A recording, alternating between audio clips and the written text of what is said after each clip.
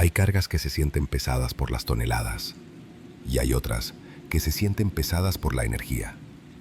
Nunca aceptes fletes de tiendas departamentales que cerraron hace décadas. Me ofrecieron un bono ridículo por llevar 50 maniquíes antiguos al norte. Pensé que era dinero fácil, puro plástico viejo. Pero la regla número 3 decía que si veía uno de pie en el retrovisor, tenía que frenar en seco para romperle los huesos, porque los maniquíes de plástico no deberían sangrar. En el mundo del transporte de carga hay una jerarquía no escrita. Arriba están los que mueven electrónicos y medicinas, cargas limpias, aseguradas, bien pagadas. Abajo están los que mueven desperdicios tóxicos. Y luego, en una categoría aparte, en el sótano del gremio, están los fletes que nadie quiere tocar. No porque sean ilegales, sino porque te hacen sentir observado. Cargas que te erizan la piel desde que las subes hasta que te deshaces de ellas. Soy Héctor, trailero independiente con 20 años de carretera. Mi especialidad siempre fueron las mudanzas difíciles y los volúmenes raros. He llevado escenografías de películas de terror, ataúdes vacíos y hasta animales disecados. Creí que mi umbral de miedo estaba muy alto. Pero lo que cargué la semana pasada en una bodega olvidada de la zona industrial de Vallejo, en la Ciudad de México, me hizo cancelar mi seguro, vender mi camión y plantearme seriamente no volver a manejar de noche. Todo empezó con una llamada de un liquidator, esa gente buitre que compra los saldos de tiendas que quiebran para revender la chatarra. «Héctor, tengo una urgencia», me dijo con voz rasposa. «Necesito vaciar una bodega de una tienda departamental vieja. Almacenes La Época, ¿te acuerdas? Cerraron en los 90. Son puros exhibidores y maniquíes. Van para una planta de reciclaje en Monterrey. La paga era obscena, demasiado buena para ser simple basura de plástico». «¿Por qué tanta urgencia?», pregunté. «Porque demolen la bodega mañana y porque el velador dice que ya no quiere entrar ahí. La necesidad es cabrona, así que acepté». Llegué a la bodega a las 11:30 de la noche. El lugar era un mausoleo de concreto. Olía a polvo estancado, humedad rancia y a excremento de rata. La iluminación era pobre, apenas unas lámparas amarillentas que parpadeaban. Los cargadores eran unos tipos flacos, pálidos, que trabajaban en silencio absoluto. No bromeaban, no fumaban, solo cargaban. Empezaron a subir los maniquíes a mi caja seca de 53 pies. Cuando vi la primera pieza, sentí un rechazo inmediato en el estómago. No eran maniquíes modernos, de esos abstractos, blancos y sin rostro que se usan ahora. Estos eran antiguos, de los años 70 u 80. Eran hiperrealistas. Tenían piel pintada de color carne que se había vuelto amarillenta y cerosa con los años. Tenían pestañas postizas tupidas, ojos de vidrio pintados a mano que parecían seguirte, y pelucas de cabello sintético que se veía opaco y sucio. Sus expresiones eran lo peor. Sonrisas rígidas, congeladas, de plástico duro. Algunos tenían los dedos en posiciones extrañas, como si estuvieran señalando o pidiendo algo. A algunos les faltaban brazos, a otros las piernas. Los cargadores los apilaron de pie, en filas, como un batallón de gente muerta. Los amarraron con cuerdas elásticas y matracas a los rieles de la caja. Cuando terminaron de cargar los 50, me asomé al interior de la caja antes de cerrar. La imagen se me grabó a fuego. 50 personas inmóviles, mirándome desde la oscuridad del túnel de metal, con esas sonrisas muertas iluminadas por mi linterna. El encargado, un viejo que no paraba de temblar, me dio el manifiesto de carga y una hoja enmicada, sucia de grasa. «Son las instrucciones de la aseguradora», dijo, metiéndome el papel en la bolsa de la camisa. «Síguelas al pie de la letra, chofer, especialmente la del freno». «¿Qué freno?». «Lee el papel y suerte». Cerró las puertas de golpe y puso el candado fiscal. Subí a la cabina. Me sentía sucio. Encendí la luz del domo y leí la hoja. Esperaba ver instrucciones como «no estibar» o «frágil». Lo que leí eran advertencias de un manicomio. Regla número 1. La temperatura. Mantén el sistema de ventilación de la caja cerrado. No conectes el aire acondicionado si tu caja es refrigerada. A estas piezas no les gusta el frío. El frío contrae el material, dicen los ingenieros, pero la realidad es que el frío los despierta. Si la temperatura baja demasiado dentro de la caja, empezarás a escuchar ruidos, no crujidos. Escucharás gritos ahogados. Si eso pasa, sube la calefacción de tu cabina al máximo para transferir calor a través de la pared frontal. El calor los aletarga. Regla número 2. La ventana de inspección. Es normal que la carga se mueva con los baches. Oirás golpes. Pero si miras por tu espejo retrovisor y a través del pequeño espacio entre la cabina y el remolque, ves una silueta humana parada mirando hacia tu nuca, no voltees.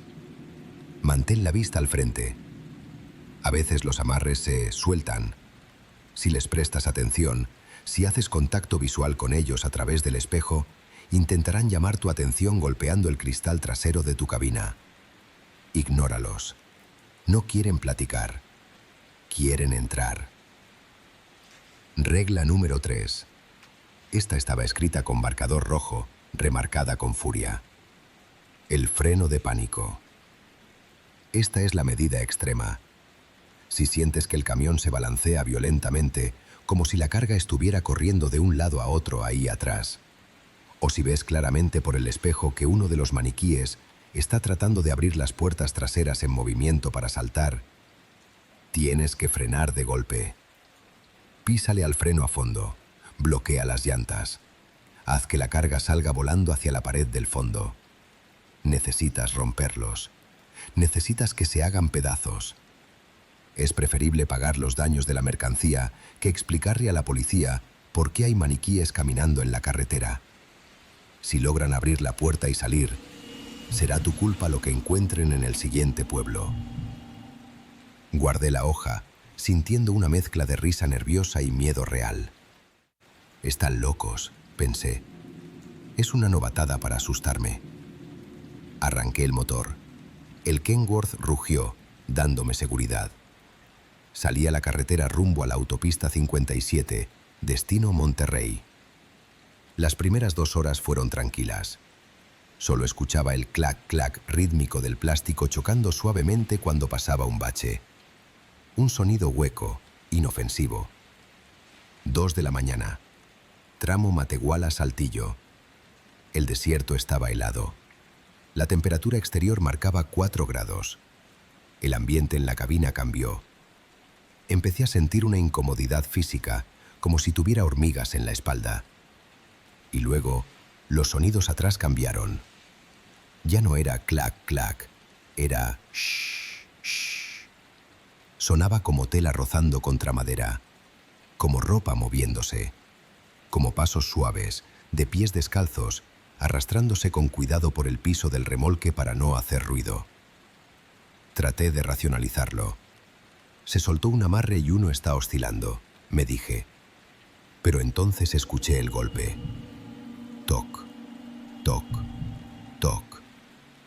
3 golpecitos suaves, rítmicos, en la pared frontal de la caja. Justo detrás de mi cabeza, donde está el camarote.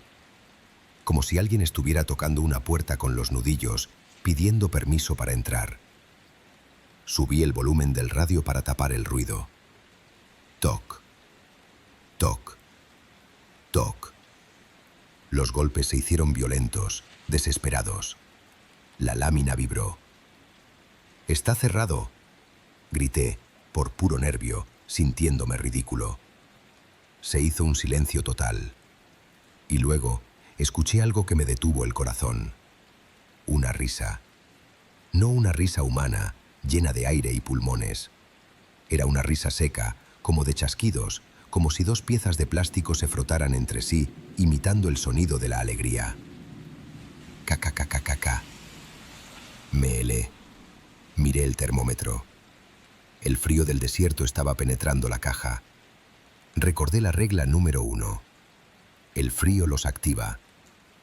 Encendí la calefacción al máximo, sudando a chorros, rezando para que el calor pasara hacia atrás. 3:15 de la mañana.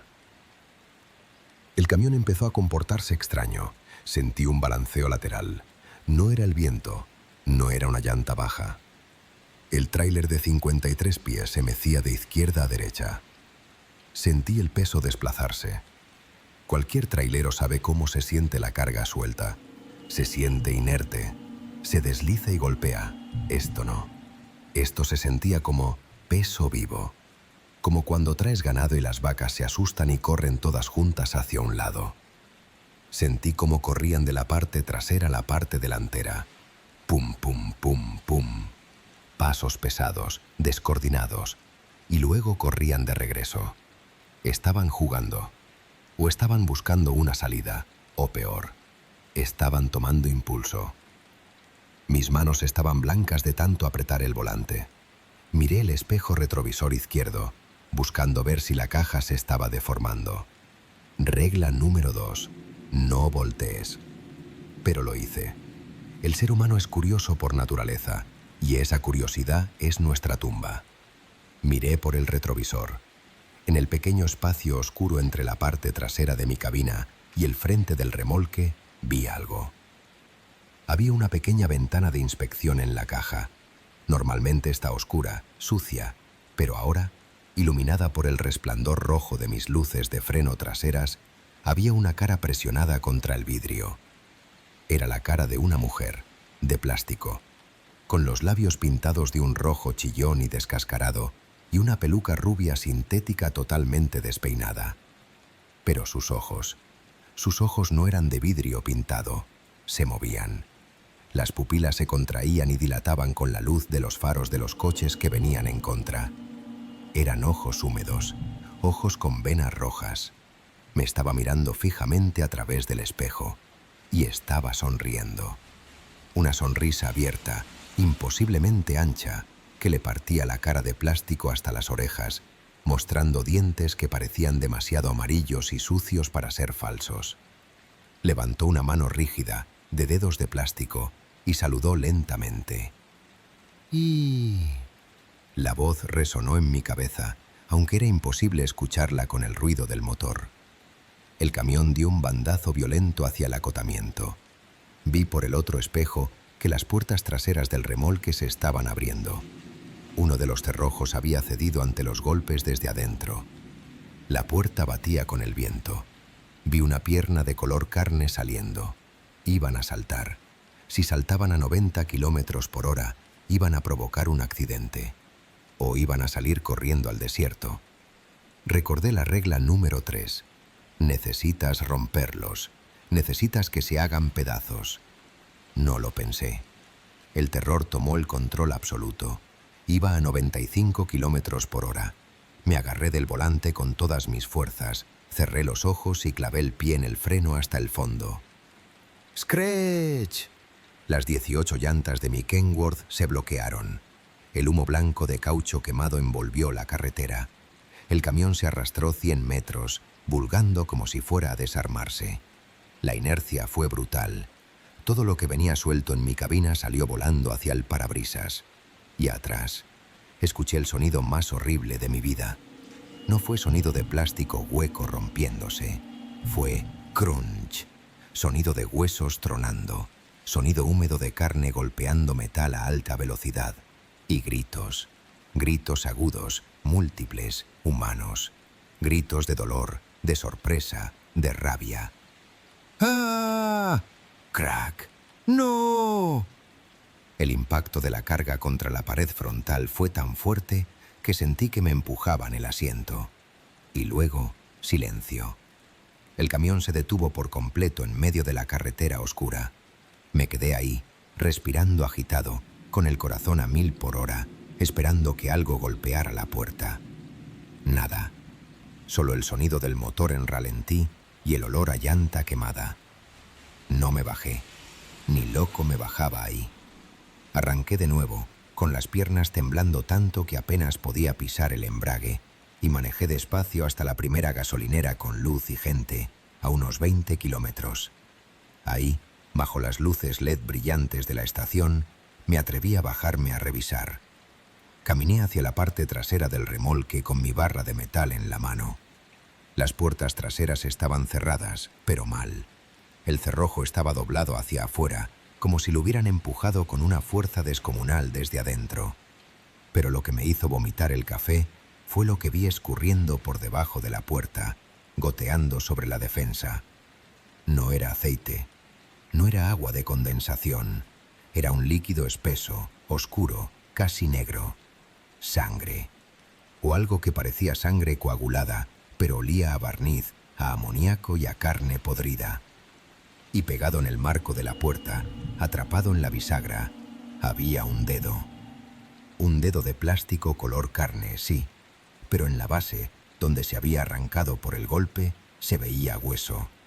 Hueso blanco, poroso y astillado, con tendones secos colgando. Entregué la carga en la recicladora de Monterrey al amanecer. No abrí las puertas.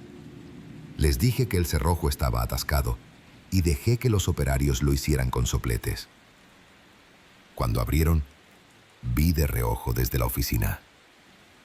Era una masacre. Los maniquíes estaban hechos pedazos, apilados en el fondo de la caja por el frenazo, hechos una montaña de extremidades retorcidas. Brazos, cabezas, piernas por todos lados. Pero el piso de madera estaba manchado. El encargado me firmó el recibo, pálido como un papel. «Oiga, chofer», me dijo con voz temblorosa, «aquí el manifiesto dice que traía 50 piezas». «Sí, 50, ni una más. Acabamos de contar las cabezas para el inventario».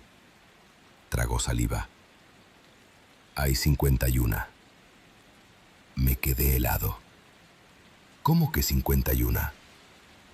Sí, y una de ellas, una de las cabezas que está hasta el fondo, debajo de todas las demás, tiene los ojos abiertos. Y creo que está respirando. No esperé a cobrar el bono por entrega rápida. Me subí al camión y me fui quemando llanta. Vendí el tráiler esa misma semana. Perdí dinero, pero gané paz mental. Dicen que el plástico no tiene alma. Yo digo que a veces el plástico es solo un envase, un caparazón. Y lo que se mete adentro a vivir cuando no estás mirando, eso es lo que da miedo. Si alguna vez ves un maniquí en un aparador y sientes que te sigue con la mirada, no te quedes a comprobarlo. Corre. Hay un error en los sistemas GPS cerca de la frontera norte que no es un fallo satelital. Es una trampa. Si tu pantalla parpadea, pierde la señal y te desvía a la ruta 88B, escucha bien. Tienes exactamente 30 segundos para dar la vuelta antes de que el asfalto desaparezca. La regla número 3 dice que si el tiempo de llegada marca ceros, ya es demasiado tarde para huir. Esto no es un cuento de terror, es una advertencia de vida o muerte. Me llamo Esteban. No soy escritor, ni youtuber, ni nada de eso. Soy operador de quinta rueda, un trailero con 20 años de experiencia en las carreteras más peligrosas de México. Estoy grabando este audio desde un paradero seguro en San Luis Potosí, con las cortinas de la cabina cerradas y un crucifijo en el tablero, porque necesito que esta información llegue a los grupos de WhatsApp de todos los colegas. Lo que hay en el tramo nuevo de la carretera a Nuevo Laredo no aparece en los mapas oficiales de la SCT, pero les juro por mi vida que sus GPS van a intentar llevarlos ahí. Y si entran, Dios los ayude. Ayer en la madrugada venía bajando con carga completa de electrónicos desde la frontera. Era un viaje rutinario, de esos que ya te sabes de memoria. Evitar los baches, cuidarte de los mañosos y mantener los ojos abiertos. Usaba Waze en el celular y un GPS Garmin dedicado al mismo tiempo. Es una costumbre de viejo paranoico para evitar encerronas o tramos en reparación. Eran las 2:15 de la mañana. La noche estaba cerrada, sin luna, con esa oscuridad espesa del norte que parece comerse la luz de los faros. De repente, ambas aplicaciones hicieron algo que nunca había visto en 2 décadas de carretera. Primero, las pantallas parpadearon. se pusieron negras un segundo, como si el sistema eléctrico del camión hubiera tenido un corto. Luego, la línea azul de la ruta cambió. Dejó de marcar la autopista de cuota segura y trazó una línea recta hacia la nada. Un desvío hacia un camino que, según mi memoria, no debería existir. El nombre de la ruta en la pantalla del Garmin cambió. Ya no decía Autopista 85D. Decía, en letras rojas pixeladas, Ruta Vecinal 88B. Ahorro de tiempo eterno. Pensé que era un hackeo o un error del satélite, pero al levantar la vista vi un letrero físico en la carretera. Uno de esos letreros verdes oficiales, reflectantes, que decía desvío obligatorio, con una flecha apuntando a una breza de asfalto viejo a la derecha. Giré el volante. Fue el peor error de mi vida. A los 100 metros de entrar, el asfalto bueno se terminó. La carretera se convirtió en una mezcla de grava negra y tierra apisonada. La niebla se cerró detrás de mí como una puerta de acero. Miré por los retrovisores. Las luces de la autopista habían desaparecido. Solo estaba yo y ese camino maldito. Avancé despacio, con el miedo empezando a subir por mi garganta. Unos kilómetros adelante, mis faros iluminaron algo. Un camión volcado a la orilla del camino. Era un Kenworth viejo, oxidado, que parecía llevar ahí 20 años. Pero tenía las luces encendidas, unos faros amarillentos y débiles que parpadeaban. La curiosidad, o quizás el destino, me hizo frenar. Pensé que podía haber un colega herido. Me bajé con mi linterna y mi barra de metal. El aire afuera estaba helado y olía a cobre y ozono. No había nadie en la cabina del camión volcado. Estaba vacía, pero el asiento tenía manchas oscuras y secas. En el vidrio sucio del lado del conductor, alguien había pegado una hoja de cuaderno de cuadrícula con cinta industrial gris. La hoja no se movía con el viento. Estaba rígida. Me acerqué a leerla. Eran reglas. No reglas de tránsito. Reglas de supervivencia para ese tramo específico, escritas con un marcador negro que parecía haber sido presionado con furia. Regla número 1. El tiempo de llegada. No mires el reloj de tu tablero ni tu celular. Aquí no sirven. Mira únicamente el tiempo estimado de llegada en tu GPS. Mientras marque números, cualquier hora, estás vivo. Pero si el tiempo cambia a 00 y sigues manejando, significa que ya no estás avanzando en distancia, sino en profundidad. Si ves el 00, detente inmediatamente. Apaga el motor, apaga las luces, cierra los ojos. No te muevas, no respires fuerte. Espera que el GPS vuelva a marcar una hora. Si sigues manejando con el tiempo en ceros, saldrás de la realidad y nunca encontrarás el retorno. Regla número 2. El pasajero del asiento trasero. Vas a sentir frío en la nuca. Un frío físico, doloroso. Vas a sentir que alguien respira detrás de ti, sentado en tu cama del camarote. Tu instinto humano te va a gritar que voltees a ver, que confirmes qué hay ahí. No voltees. El espejo retrovisor central es tu enemigo. Si miras por el espejo y haces contacto visual con lo que va sentado en tu cama, él tomará el control de tus brazos y del volante. Mantén la vista clavada en el camino, aunque sientas sus dedos fríos tocándote el hombro o acariciándote el cuello. Si lo ignoras el tiempo suficiente, se aburrirá. Regla número 3. La señal de retorno. Verás letreros de retorno, muchos, cada 100 metros. Dirán cosas personales, cosas como: vuelva a casa, Esteban, tu hija te espera, despierta del sueño. No son letreros reales, son alucinaciones que la carretera proyecta en tu mente para que te salgas del camino. Si obedeces uno de esos letreros y giras en U, caerás al vacío sin fondo. El único camino real es el que se ve más oscuro, estrecho y aterrador. La salida nunca es la opción fácil. Arranqué la hoja y subí a mi camión temblando. Quería darme la vuelta ahí mismo, pero cuando miré por el espejo para maniobrar, me di cuenta de algo imposible. El camino detrás de mí había desaparecido. Literalmente. Donde debía estar la tierra por la que entré, ahora solo había un muro de niebla sólida, gris y estática, como un muro de concreto. Solo podía avanzar.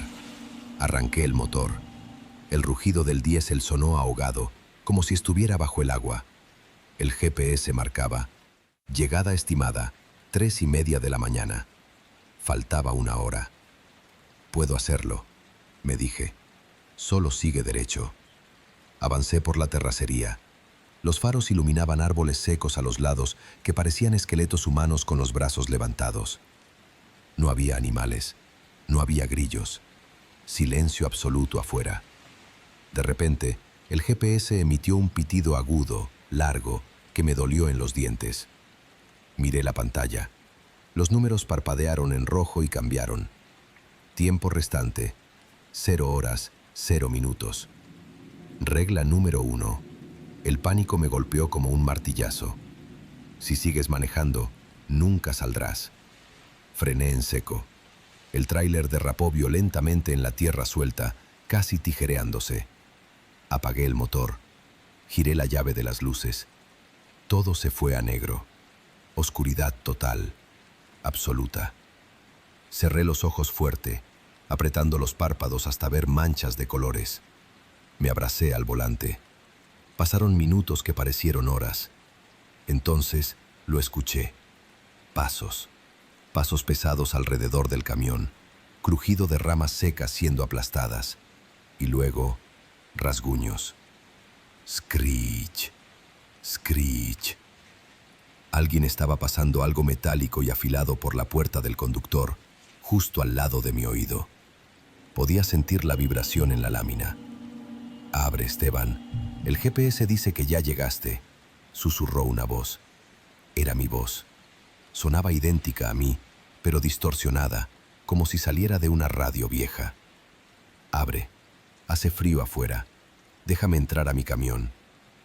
Me mordí la lengua hasta sentir el sabor a sangre para no gritar. Recordé la instrucción. No te muevas. No respires fuerte. El camión se sacudió violentamente, como si algo enorme, de cientos de kilos, hubiera saltado al techo de la cabina desde un árbol. El techo de fibra de vidrio crujió. Sentí que se hundía sobre mi cabeza. Aguanté la respiración hasta que mis pulmones ardieron y mi pecho quiso explotar. La cosa en el techo caminó sobre mí. Pum, pum, pum. De pronto, el GPS habló con su voz robótica normal, rompiendo el silencio. Recalculando ruta, siga derecho 5 kilómetros. Abrí los ojos de golpe. La pantalla brillaba en la oscuridad. El tiempo de llegada marcaba ahora 4:15 de la mañana. Había vuelto. Los números habían vuelto.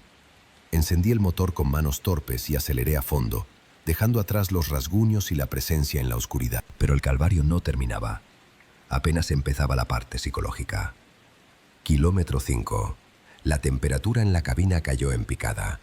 Pude ver mi aliento salir como vapor blanco, empañando el parabrisas por dentro. El aire acondicionado estaba apagado. Sentí una respiración en mi oreja derecha, justo detrás de mí. Húmeda, pesada, con un olor inconfundible a tierra mojada, flores podridas y formol. Regla número 2. El pasajero. Mi cuerpo entero gritó por voltear. Es un reflejo primitivo de supervivencia. Quieres ver qué hay detrás de ti. Mis ojos buscaron instintivamente el retrovisor central. Vi una mancha oscura en el espejo. Una forma humana, encorvada, sentada en el borde de mi cama. «No mires», me grité mentalmente, cerrando los ojos un segundo. Clavé la vista en el parabrisas. Apreté el volante tan fuerte que sentí que me iba a romper los dedos. «Mírame, conductor», dijo la cosa detrás de mí. Su voz era un gorgoteo húmedo. «Solo quiero ver si tienes los ojos abiertos. Date la vuelta». Sentí una mano de dedos inusualmente largos, helados y huesudos, se posó sobre mi hombro derecho. Los dedos se cerraron sobre mi clavícula, apretaron. Dolía. Sentía el frío atravesar la chamarra y quemarme la piel, Empecé a rezar en voz alta, gritando groserías, cantando, lo que fuera para no escuchar esa voz. «Vete al diablo, no eres real, no te voy a mirar». Aceleré más. El camión brincaba en los baches, golpeando la suspensión. La cosa detrás de mí soltó una risa seca, como hojas rotas pisadas en otoño. «Eres aburrido, Esteban», susurró, y quitó la mano. El frío desapareció poco a poco, dejando solo el dolor en mi hombro. Finalmente vi luces adelante, luces naranjas, cálidas. Un letrero enorme apareció en la niebla. Decía: «Retorno a autopista, 500 metros». El corazón me saltó de alegría. ¡La salida! Aceleré, desesperado por salir de ese infierno. Pero entonces, mis luces iluminaron otro letrero justo al lado. Decía: «Esteban, tu mamá te llama. Ya vuelve a casa». Mi mamá murió hace 10 años, y otro más adelante. «Despierta, Esteban. Estás en coma en el hospital. Gira aquí para despertar». Regla número 3. Son alucinaciones. El único camino real es el oscuro.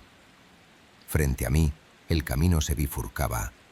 A la derecha, un camino iluminado, pavimentado, hermoso, con luces de alumbrado público que prometía sacarme de ahí. Se veía paz, se veía seguridad. A la izquierda, una brecha horrible, llena de espinas, lodo y oscuridad total, que parecía bajar a un barranco sin fondo. Los letreros señalaban a la derecha. El GPS estaba apagado. Tuve que decidir en un segundo. «La salida no es fácil», decía la nota. «La salida nunca es la opción fácil». Frené un segundo, sudando. Todo mi ser quería ir a la derecha, a la luz. Giré el volante a la izquierda, hacia la oscuridad, hacia lo feo, hacia el miedo. El camión se inclinó peligrosamente. Las ramas golpearon el parabrisas como látigos. Pensé que me iba a matar. Pensé que me iba a desbarrancar. Cerré los ojos y aceleré a fondo, esperando el impacto final. Sentí un golpe fuerte en las llantas. ¡Bam! Y luego, un zumbido suave. Silencio de motor trabajando parejo. Abrí los ojos. Estaba en la autopista de cuota 85D. Asfalto liso, gris y perfecto. Las luces amarillas de los postes pasaban rítmicamente sobre mí. Wash, wash, wash.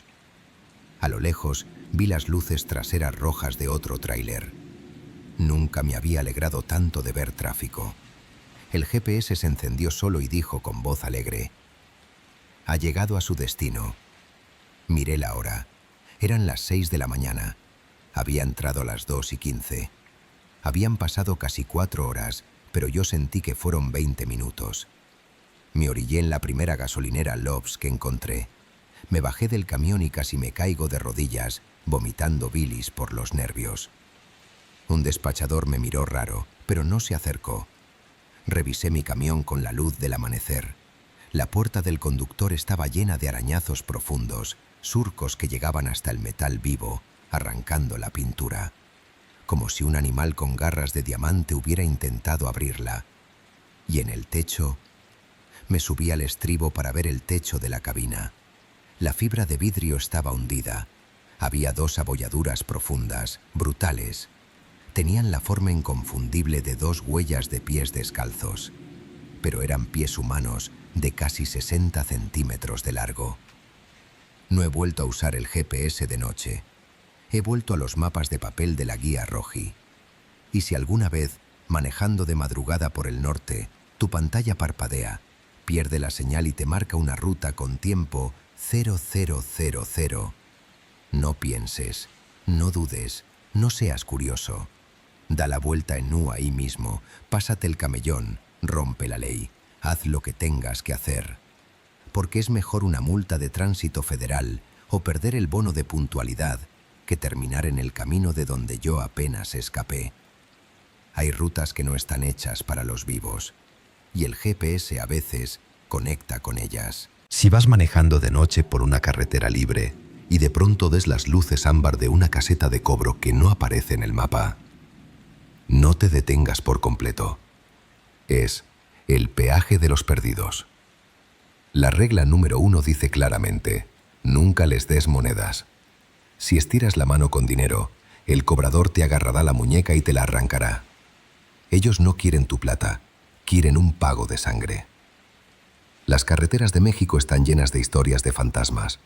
La mujer de blanco, el soldado, el niño de la pelota. A esos ya me acostumbré. Son como parte del paisaje. Pero hay cosas peores allá afuera.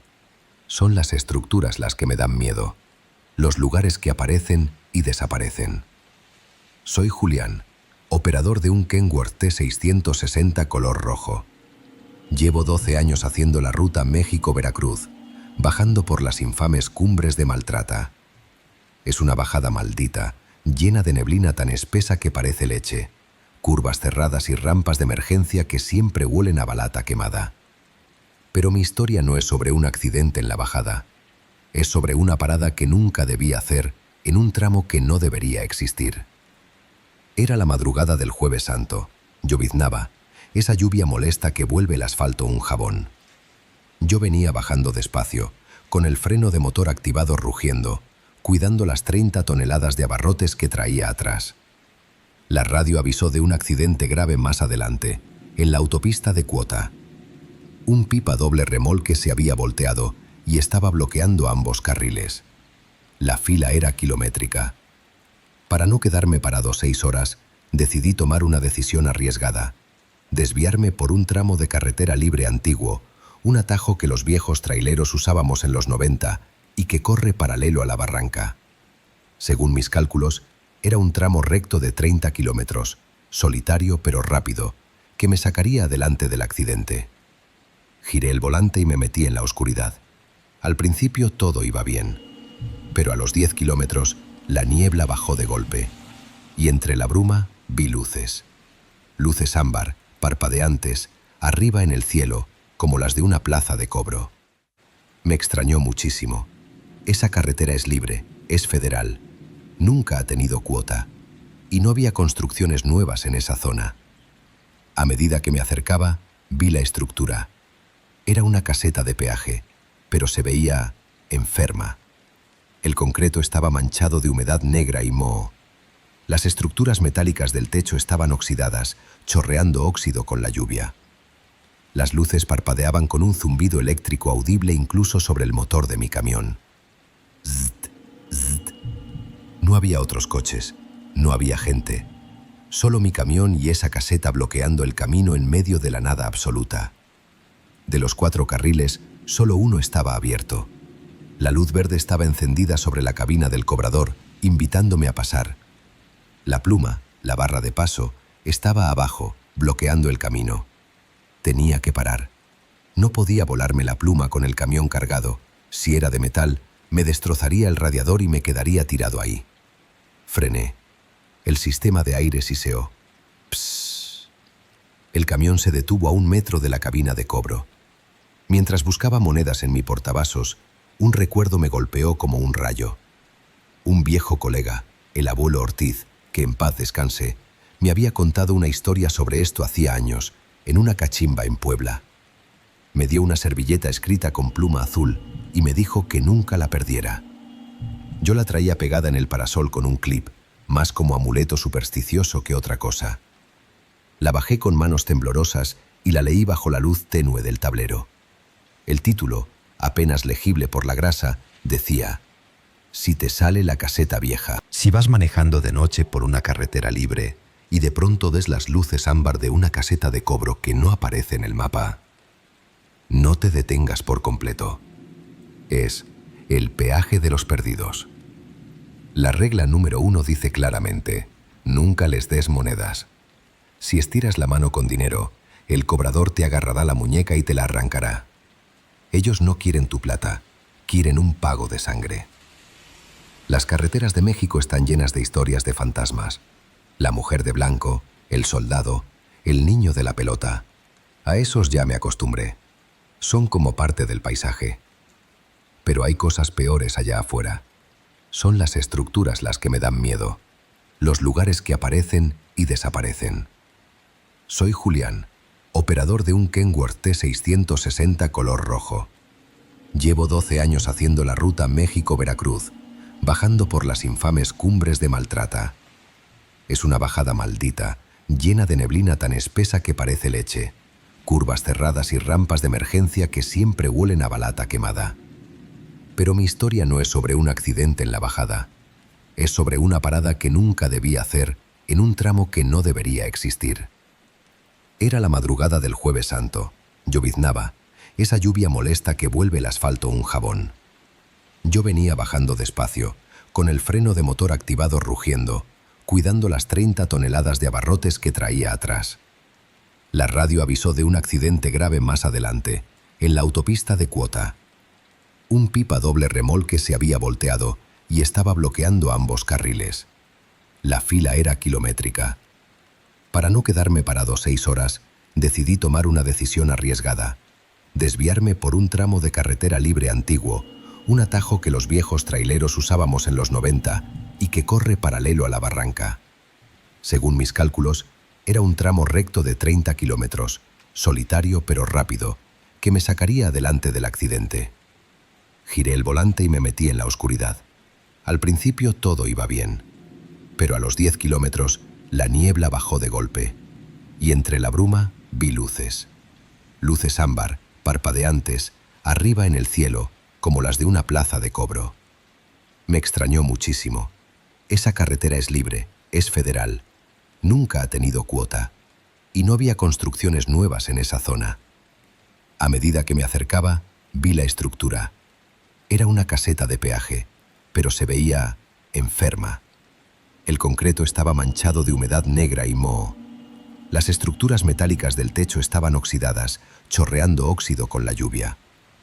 Las luces parpadeaban con un zumbido eléctrico audible incluso sobre el motor de mi camión. Zzzt, zzzt. No había otros coches, no había gente. Solo mi camión y esa caseta bloqueando el camino en medio de la nada absoluta. De los 4 carriles, solo uno estaba abierto. La luz verde estaba encendida sobre la cabina del cobrador, invitándome a pasar. La pluma, la barra de paso, estaba abajo, bloqueando el camino. Tenía que parar. No podía volarme la pluma con el camión cargado. Si era de metal, me destrozaría el radiador y me quedaría tirado ahí. Frené. El sistema de aire siseó. Psss. El camión se detuvo a 1 metro de la cabina de cobro. Mientras buscaba monedas en mi portavasos, un recuerdo me golpeó como un rayo. Un viejo colega, el abuelo Ortiz, que en paz descanse, me había contado una historia sobre esto hacía años, en una cachimba en Puebla. Me dio una servilleta escrita con pluma azul y me dijo que nunca la perdiera. Yo la traía pegada en el parasol con un clip, más como amuleto supersticioso que otra cosa. La bajé con manos temblorosas y la leí bajo la luz tenue del tablero. El título, apenas legible por la grasa, decía: Si te sale la caseta vieja. Regla número 1. El pago. No aceptan moneda nacional. No aceptan dólares. No quieren tu dinero.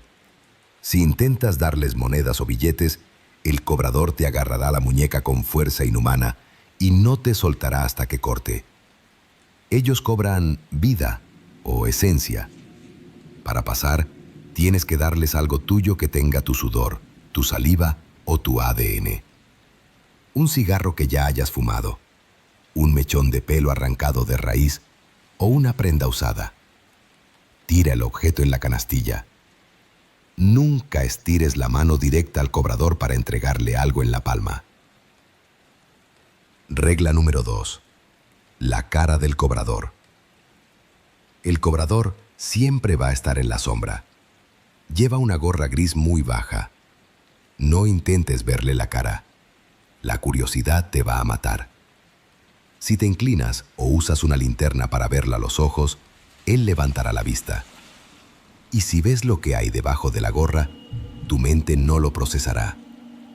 El terror te paralizará los músculos y no podrás meter la velocidad para arrancar cuando la pluma suba. Te quedarás congelado hasta que sea tarde. Regla número 3. La pluma guillotina. Una vez que pagues el peaje, la pluma se levantará muy, muy despacio. Tienes exactamente 5 segundos para cruzar desde que empieza a subir. Si dudas, si te esperas a que suba completa, la pluma bajará de golpe. Y no es de plástico o madera, es una hoja de acero afilado disfrazada. Ha partido cabinas de tráiler y cráneos de choferes a la mitad. En cuanto se mueva 1 centímetro hacia arriba, acelera a fondo y no mires atrás. Guardé la servilleta. El corazón me latía en la garganta. Bajé la ventanilla eléctrica. El cristal bajó lento. El aire que entró no olía a lluvia y bosque. Olía a azufre, a drenaje y a metal oxidado. Un olor que revolvía el estómago. La cabina del cobrador estaba oscura. No tenía luz interior. Solo se veía una silueta humana adentro, sentada rígida en el banco alto. Llevaba un uniforme gris viejo, de esos de poliéster de los años 80, y una gorra calada hasta la nariz que ocultaba sus facciones. El cobrador no habló. No dijo «buenas noches» ni «son 100 pesos».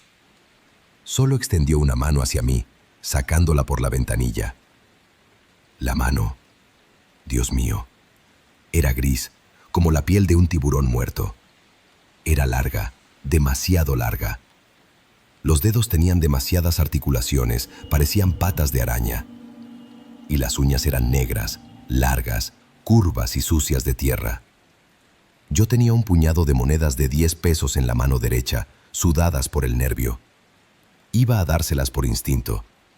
Mi brazo empezó a moverse hacia él. Pero vi esa mano, esa garra esperando, con la palma abierta hacia arriba, temblando ligeramente por la anticipación. Recordé la regla número 1.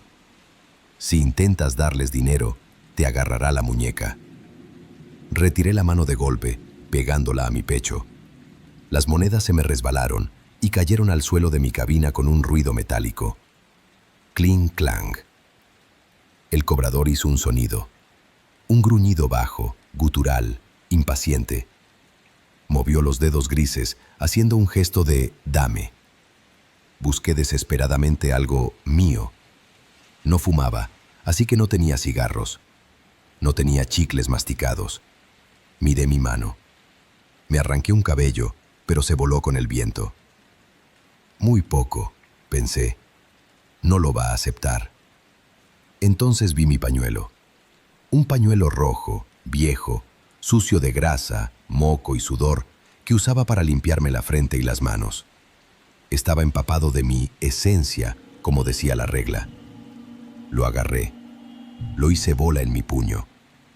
El cobrador seguía con la mano extendida, estirando el brazo anormalmente largo, acercándola peligrosamente a mi ventana. Ya estaba a centímetros de mi espejo. En lugar de dárselo en la mano, me incliné un poco y aventé el pañuelo hacia la canastilla de cobro metálica que estaba abajo, en la puerta de su cabina. El pañuelo cayó en la red de metal. El cobrador reaccionó al instante. Retiró su mano de mi ventana con una velocidad de serpiente. Se agachó dentro de su cabina. Vi cómo su silueta se doblaba de forma extraña. Agarró el pañuelo sucio y se lo llevó a donde debería estar su cara, debajo de la gorra. Escuché un sonido húmedo, profundo. Sn, sn. Estaba olfateando mi sudor, saboreándolo. Sentí unas ganas incontrolables de vomitar. Luego, escuché una risa suave, rasposa. Regla número 3. La pluma es una guillotina. Miré al frente, ignorando el asco. La barra de paso, que se veía oxidada y llena de muescas profundas, como marcas de hachazos, empezó a subir. Creac, creac. El mecanismo sonaba viejo, sin aceite. Subía lentísimo, milímetro a milímetro. Apenas se levantó medio metro. No cabía la defensa del camión todavía. El cobrador se estaba enderezando en su asiento. Sentí su mirada. Sentí que iba a levantar la vista para mirarme a los ojos mientras esperaba. La tentación de mirar era terrible. Quería verle la cara al monstruo. Regla número 2. No le mires la cara, te paralizará. Me mordí el labio hasta sangrar. Clavé la vista en la pluma oxidada.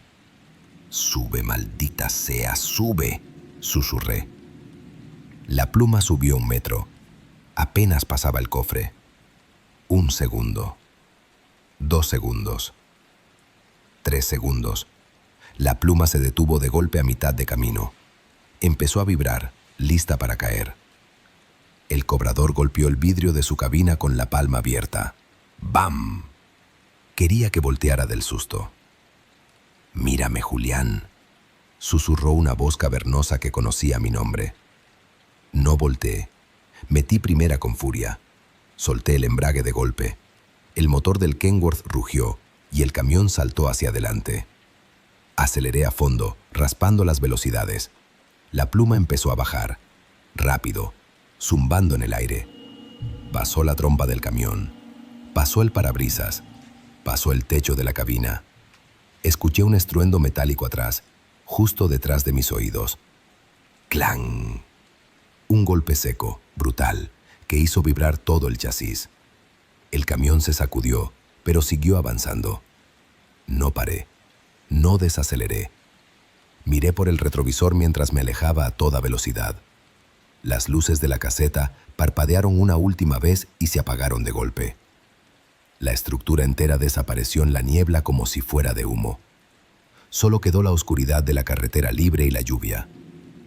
Manejé temblando hasta llegar a una gasolinera iluminada en Orizaba, 1 hora después. Me bajé a revisar el camión, rezando para que el golpe hubiera sido solo un susto. Caminé hacia atrás de la cabina. La chimenea de escape cromada del lado derecho, ese tubo grueso de acero inoxidable que va vertical detrás de la cabina, estaba cortada. Le faltaban los últimos 30 centímetros de arriba. No estaba abollada, no estaba doblada, estaba rebanada limpiamente, en diagonal. El corte era perfecto, liso, brillante, como si un láser gigante o una guillotina industrial la hubiera cercenado de un solo tajo. El metal estaba frío al tacto. Calculé la altura. Si hubiera tardado medio segundo más en acelerar, esa barra habría caído justo sobre el techo de la cabina, a la altura de mi cabeza. Me habría partido en 2. Nunca volví a tomar ese atajo, ni de día ni de noche. Prefiero pagar 1,000 pesos de peaje en la autopista que volver a ver esa caseta vieja. Y ahora tengo una costumbre que mis compañeros no entienden. Cada vez que llego a una caseta de cobro real y le doy las monedas a la señorita, me aseguro de aventarlas en su mano sin tocarla. Y nunca, nunca miro dentro de la caseta si está oscuro. Si alguna vez vas por la libre y ves luces ámbar donde no debería haber nada, da la vuelta o prepara un trapo sucio, porque tu dinero ahí no vale nada. Hay paraderos en la carretera que solo aparecen cuando estás al límite del sueño y el hambre. Los viejos traileros les llamamos cachimbas de sangre.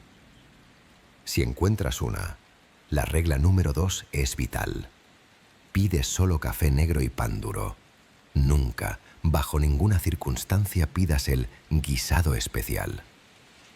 Huele a gloria, pero la carne que usan en esa cocina no es de res ni de cerdo, y el cocinero no tiene rostro.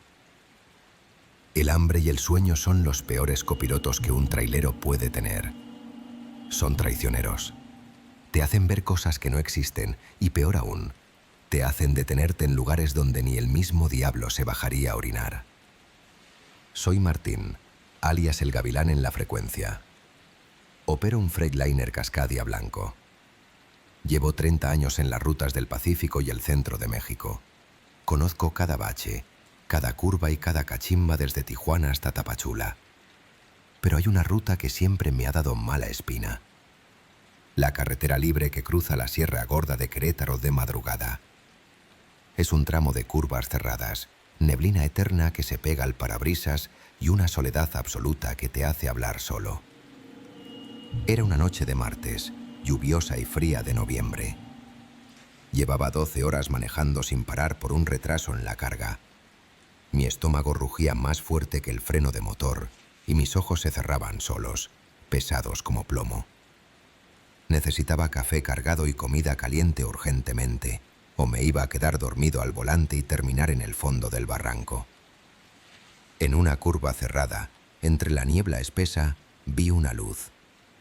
No era una gasolinera Pemex ni un Oxxo. Era una construcción de madera y lámina, vieja, que parecía estar a punto de caerse.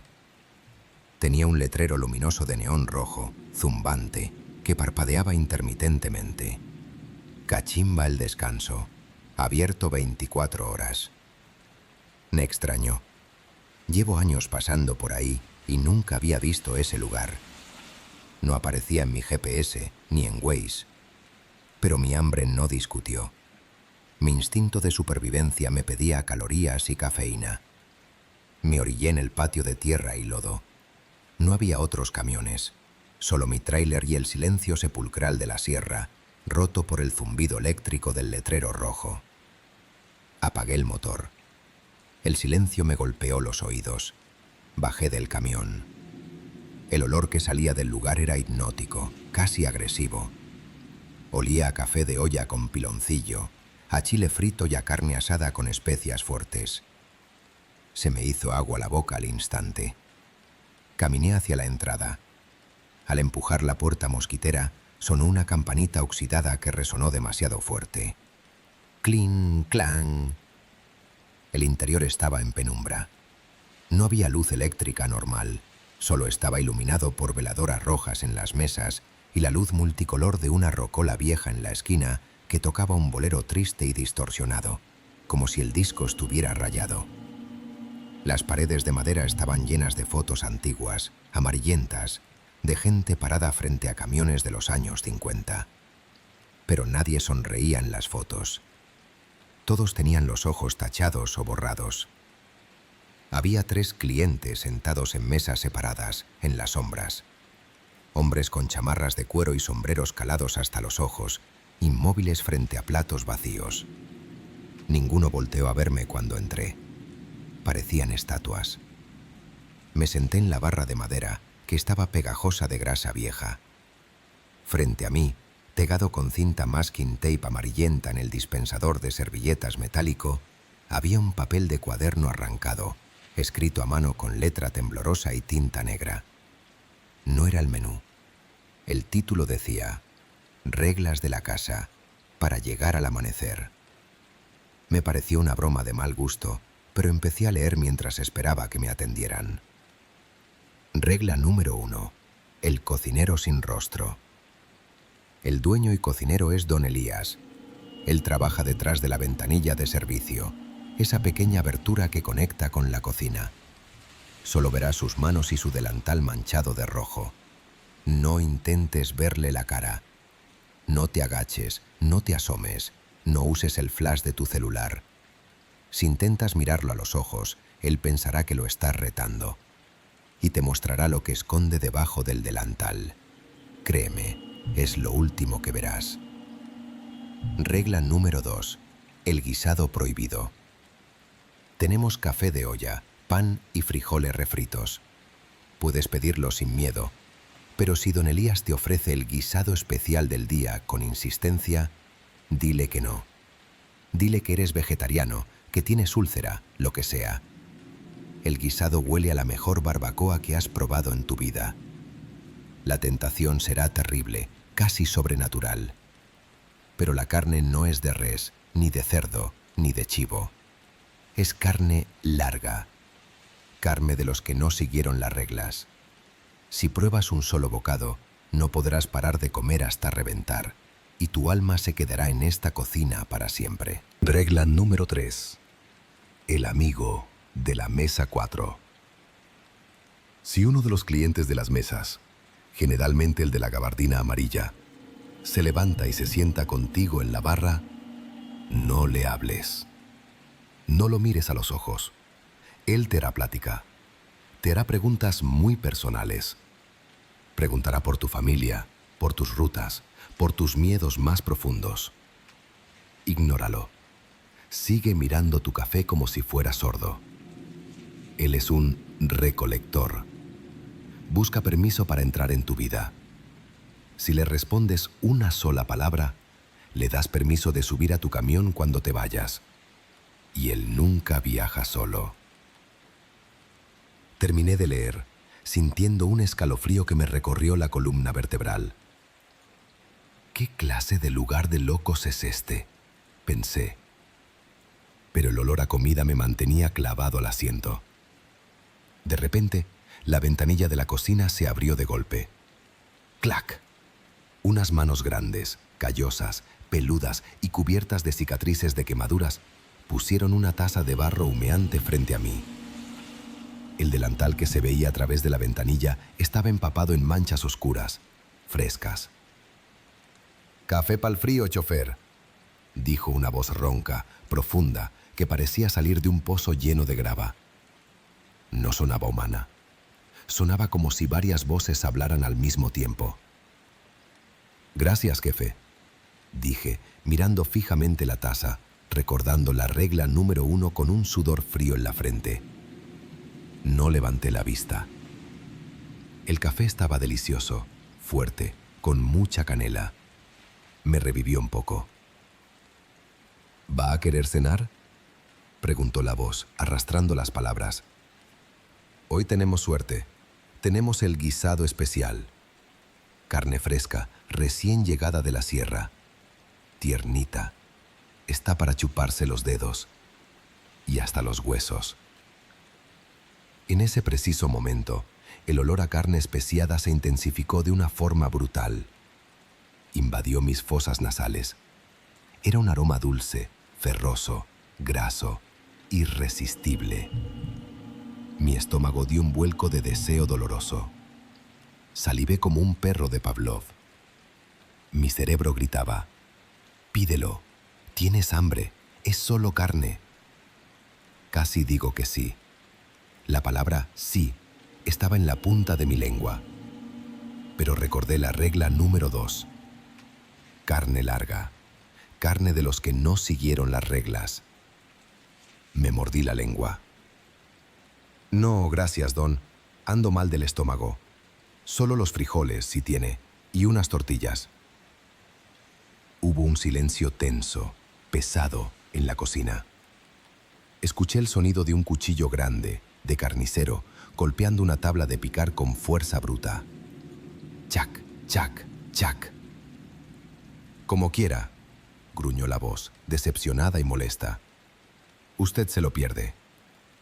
Me aventaron un plato de frijoles negros por la ventanilla. Empecé a comer rápido, quemándome la boca, queriendo largarme de ahí cuanto antes. El ambiente se sentía cargado, eléctrico. De repente, la música de la rocola se detuvo con un chillido de aguja. Silencio total. Escuché una silla arrastrarse lentamente sobre el piso de madera. ¡Screech! Por el rabillo del ojo vi movimiento. Uno de los clientes, un hombre enorme que llevaba un impermeable de hule amarillo viejo y sucio que le tapaba la cara, se levantó de la mesa 4. Caminó lentamente hacia la barra. Sus botas hacían un ruido húmedo. Squish, squish, como si estuvieran llenas de agua. Se sentó en el banco justo a mi lado. Demasiado cerca. Olía a tierra mojada, a pantano y a flores de panteón, cempasúchil, podridas. Regla número 3. El recolector. Me tensé. Mis músculos se pusieron rígidos. Clavé la vista en mis frijoles negros. Mi corazón latía tan fuerte que sentía los golpes en el cuello. El hombre se quedó en silencio un minuto, respirando ruidosamente. Luego habló. Su voz era suave, sedosa, terrible. «¿Vas lejos, Martín?», dijo. Me helé. Sabía mi nombre real, no mi apodo. No contesté. Seguí comiendo mecánicamente, temblando. «Tienes una hija en Guadalajara, ¿verdad?». «Lucía. Bonito nombre. Cumple 15 años el próximo mes». El terror me invadió por completo. ¿Cómo demonios sabía eso? Ahorita está dormida, Martín. Tiene la ventana de su cuarto abierta. Hace frío allá también. Se siente sola. Deberías visitarla más, o quizás yo debería visitarla por ti, ya que tú siempre estás en la carretera. La ira y el miedo lucharon en mi interior. Quería voltear y romperle la cara. Quería gritarle que no tocara a mi hija. Pero la regla decía, si le respondes, le das permiso. Me mordí el labio hasta que sentí el sabor metálico de mi propia sangre. Ignóralo, ignóralo, no existe. Me repetía mentalmente como un mantra. El hombre soltó una risa baja, gorgoteante. Puso una mano sobre la barra, rozando la mía. Su mano era pálida, hinchada, blanca como la panza de un pez muerto. Y le faltaban 2 uñas, arrancadas de raíz. La piel se le estaba descadapelando. «Eres aburrido, chofer», susurró cerca de mi oído. «Muy aburrido». Se levantó, haciendo rechinar el banco, y regresó a su mesa caminando despacio. Terminé de comer en segundos, casi atragantándome. Saqué un billete de 200 pesos. No esperé el cambio. Lo dejé en la barra y me levanté de un salto. «¡Gracias!», grité hacia la cocina, sin voltear, caminando hacia la salida. «Vuelva pronto, gavilán», dijo la voz del cocinero desde la oscuridad. Y luego escuché algo que me hizo correr. El sonido de la ventanilla de servicio abriéndose completamente. Los goznes chirriaron.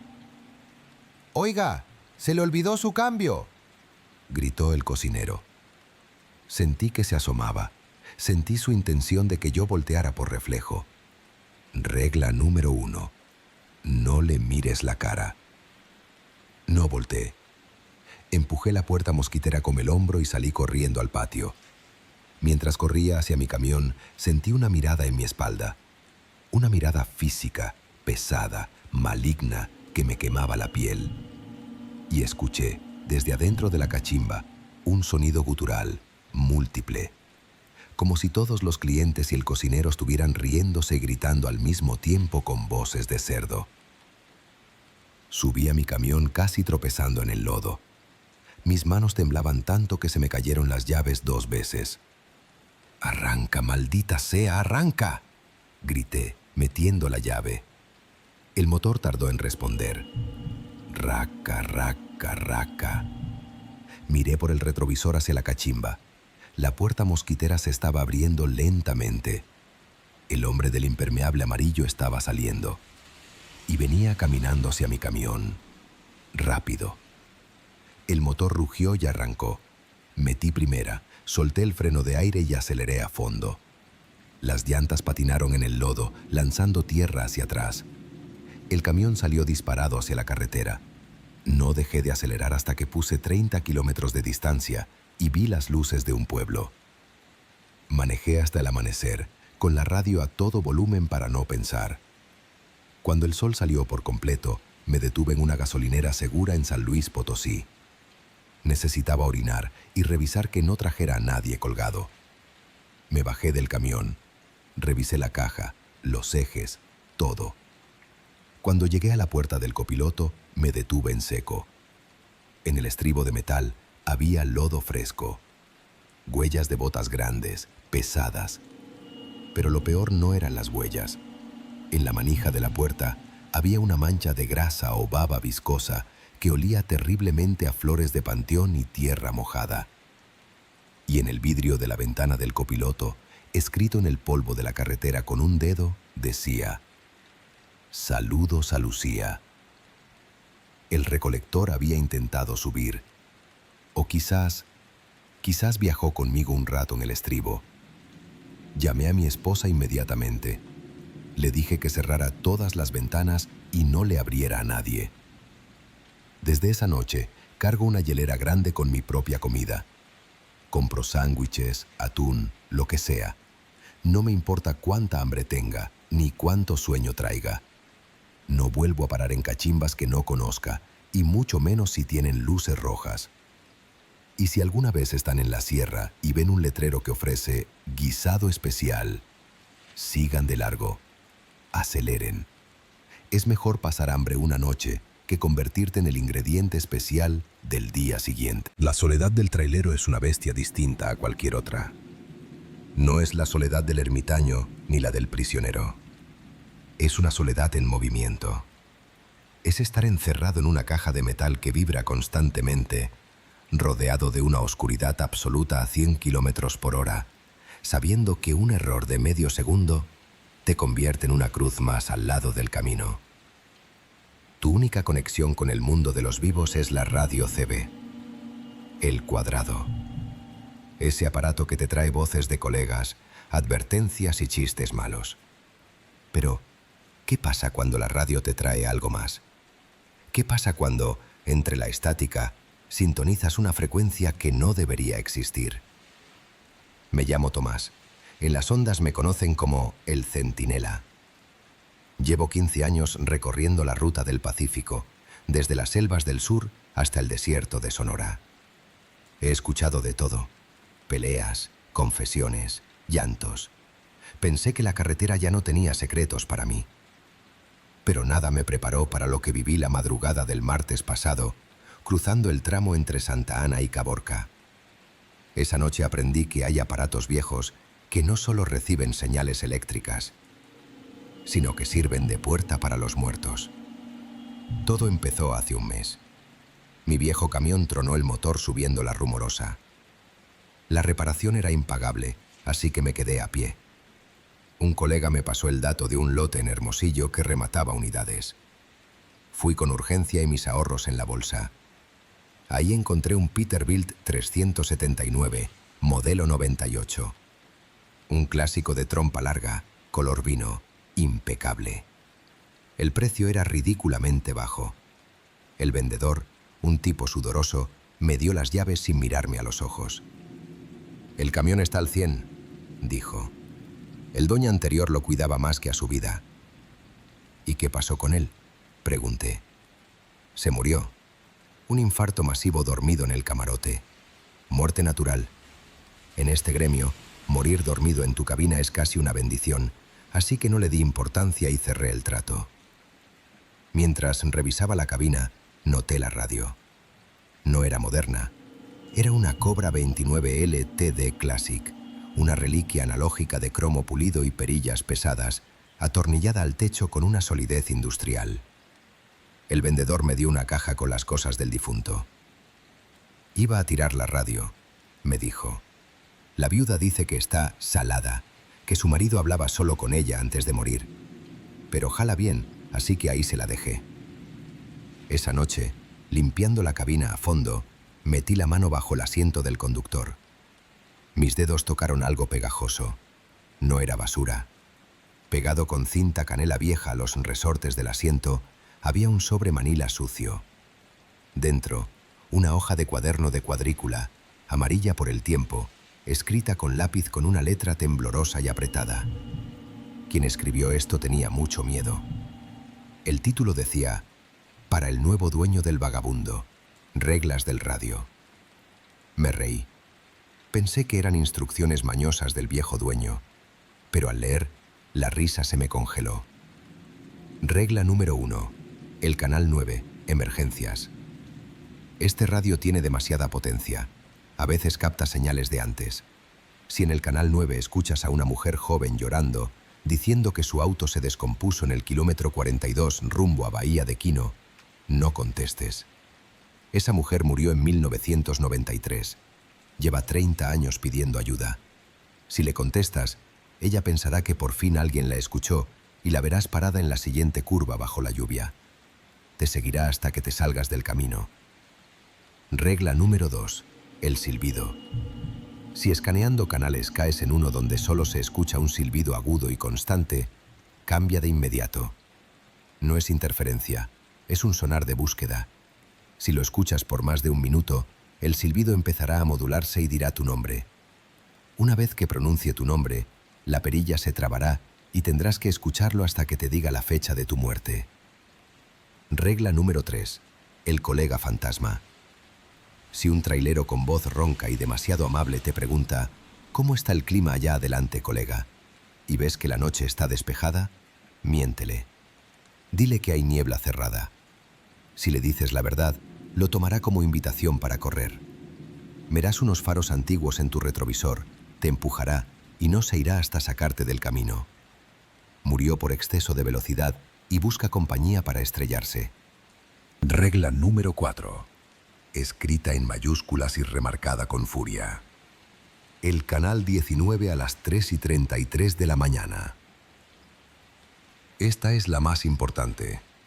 De esta depende tu alma. El canal 19 es el de ruta, pero a las 3:33 de la mañana el canal cambia.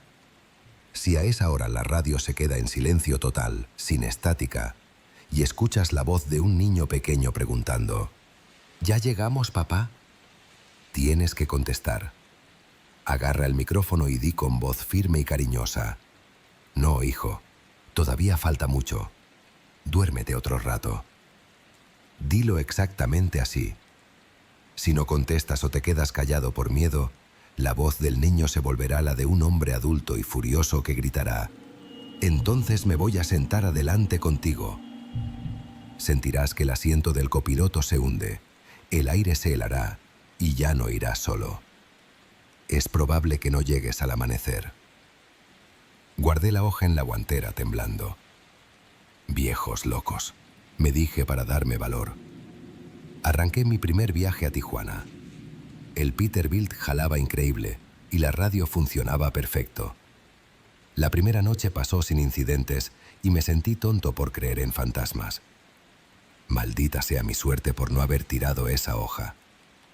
La segunda noche me tocó el desierto de Sonora. El tramo Santa Ana a Caborca estaba muerto. Eran las 2 de la mañana, sin luna, solo oscuridad y asfalto. El sueño me atacaba. Empecé a jugar con la radio para mantenerme despierto, girando el silenciador para oír la estática. 2:45 de la mañana. Estaba pasando canales. De repente, entre el ruido blanco, escuché algo. Un silbido. ¡Fi! Agudo, penetrante, orgánico. Me vibraron los dientes. Me paralicé. Recordé la regla número 2. Es interferencia, pensé. Pero el silbido empezó a modularse. Subía y bajaba de tono, intentando formar palabras. Fi, to, fi, más. ¿Tomás? ¿Dijo mi nombre? El corazón me golpeó las costillas. Fi, to, más. Lo dijo otra vez. Giré la perilla violentamente, saltando al canal 19. El silbido desapareció y volvió la estática normal. Respiré agitado, sudando frío. «Te estás sugestionando, centinela», fue el viento. Subí el aire acondicionado al máximo para despertar. 3:30 de la mañana. Estaba en medio de la nada absoluta. Miré el reloj digital. 3:30, 3:31, 3:32. El tiempo se arrastraba. «No va a pasar nada», me repetía, apretando el volante. La regla decía 3:33. Es pura superstición. El reloj cambió. 3:33 de la mañana. En ese segundo exacto pasó. La estática de la radio, ese shhh constante, se cortó de tajo, como si cortaran el cable. La luz ámbar del dial seguía encendida, pero el ruido murió. Hubo un silencio total en la cabina, un silencio pesado, acolchado, como estar en una tumba sellada al vacío. Dejé de oír el motor y el viento. Se me erizó la piel. Sentí una presión en la nuca, la certeza biológica de que algo me miraba desde la oscuridad del camarote. Miré la radio, hipnotizado. De la bocina cromada salió una voz. No sonaba a radio. No tenía estática ni tono metálico. Sonaba clara, nítida, como si alguien estuviera sentado detrás de mi oreja. Era un niño pequeño, voz adormilada, inocente. ¿Ya llegamos, papá? El terror me golpeó el pecho. La sangre se me fue a los pies. Recordé la nota. Regla número 4. Tienes que contestar. Mi mente estaba en blanco. El pánico me cerraba la garganta. Quería arrancar la radio, frenar, correr, pero sabía que las reglas eran reales. Papá, tengo sed. ¿Ya llegamos? Volvió a preguntar. Esta vez el tono cambió. Había una impaciencia oscura, una vibración antigua que no era de un niño. Sabía que si no contestaba ya, vendría la voz de hombre. El peso en el asiento. El final. Reuní todo el valor que me quedaba. Mi mano derecha, temblando como hoja, se estiró al techo. Toqué el micrófono cromado. Estaba helado. Lo descolgué. Apreté el botón. El plástico crujió. Tenía la boca seca. Tuve que forzar la voz. No, hijo. Salió como un graznido ronco. Carraspeé. Tenía que sonar firme, como un padre. No, hijo, repetí cerrando los ojos. Todavía falta mucho. Duérmete otro rato. Solté el botón. El clic sonó como un disparo en el silencio opresivo. Esperé. Fueron los 10 segundos más largos de mi vida. Mantuve la vista en la carretera, sin atreverme a mirar el asiento vacío del copiloto. El sudor me empapaba la camisa. Hubo un sonido en la bocina, un suspiro, largo, profundo, de resignación, pero también sonó hambriento. Está bien, susurró la voz, desvaneciéndose. Buenas noches, papá. Y entonces...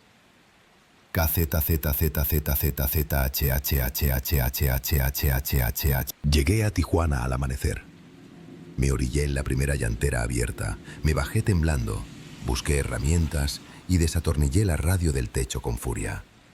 Arranqué los cables sin cuidado, la saqué como si fuera una bomba. Se la regalé al llantero. Tenga, jefe, es suya, solo no la use de noche. El viejo me miró raro, pero la aceptó. Cuando le di la vuelta a la radio para dejársela, vi algo que me heló la sangre de nuevo. Algo que no vi al comprarla. En la parte trasera de metal, rayado profundamente con una navaja, había una inscripción. Propiedad de Jonás y su hijo. Accidente 1988. No tocar. Ellos siguen adentro. Jonás. El niño buscaba a Jonás. Me fui corriendo. Compré una radio digital barata. Nunca volví a escuchar al niño, pero sigo guardando la hoja de las reglas en mi cartera. Y aunque ya no tengo esa radio, me quedó una secuela. Cada vez que manejo de noche y el reloj marca las 3:33, apago todo y hablo en voz alta para llenar el silencio. Porque sé que en el desierto, a esa hora, el aire está lleno de voces perdidas buscando un conductor que les diga que todo va a estar bien, aunque estén muertos. Si alguna vez compras un camión usado y encuentras una radio vieja, tírala. O si te la quedas, nunca olvides contestarle al niño.